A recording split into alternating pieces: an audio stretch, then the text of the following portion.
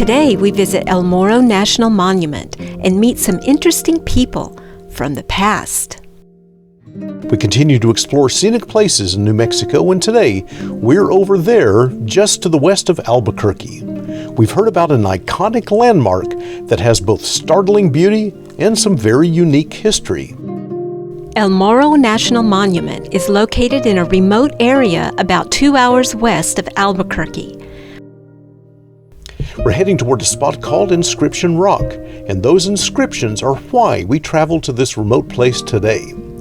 You see, for centuries, travelers not only rested here, they also carved their names into the rock. Travelers and soldiers and explorers left their names, dates, poems, and drawings in the sandstone walls near that pool. And here is that water pool. This is not spring-fed, but rather a deep rock bowl that has effectively collected rainwater runoff for thousands of years. Those black streaks show the water's path from the plateau above.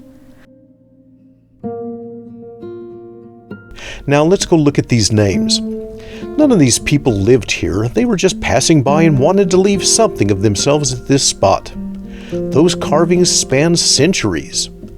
Their authors crossed many cultures and their languages and professions varied. The inscriptions might have been made with chisels or knives or nails or shed antlers.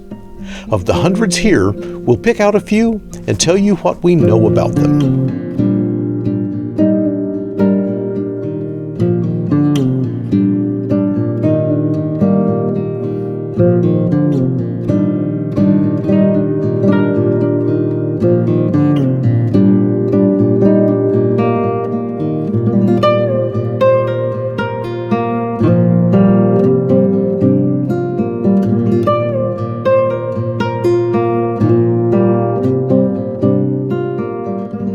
Don Juan de Oñate was the first governor of New Mexico and carved his name here 15 years before the Pilgrims landed at Plymouth Rock.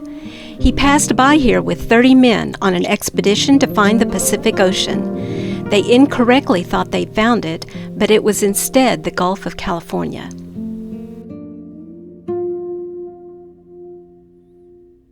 Captain Juan de Archuleta passed by here in the year 1636. 7 years later, he was involved in a violent struggle over the political leadership of New Mexico. He picked the wrong side and was ultimately executed in the Santa Fe Plaza. His descendants still visit El Morro today.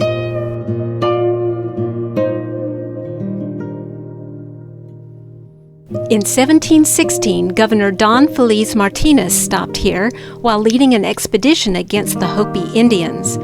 The expedition met fierce resistance and would fail.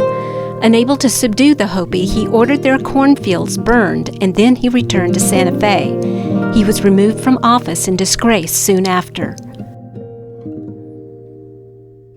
In 1859, the U.S. Army's Experimental Camel Corps came through here as they blazed a 1,000-mile road across the Southwest. Ingle and Bryn were in this group. Also Peachy Breckenridge. He would die just 5 years later in the Civil War at age 29. Amelia and her sister America left their names here as their westward-bound wagon train passed this spot. 40 families were in that caravan, and they were struck later by Mojave Indians in Arizona. Here is Sally Fox. This young 12-year-old was shot with an arrow in that attack, but remarkably survived. The surviving members of that wagon train walked back across the desert to the safety of New Mexico.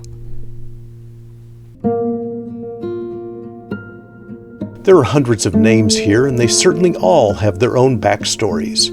We'll never know who most of them were. We left our names here too, but we left ours in the park's guest book. Thanks for experiencing El Morro with us today. Come back next week and we'll show you our next stop on this adventure. Thanks for visiting and subscribing, and we hope to see you again next time.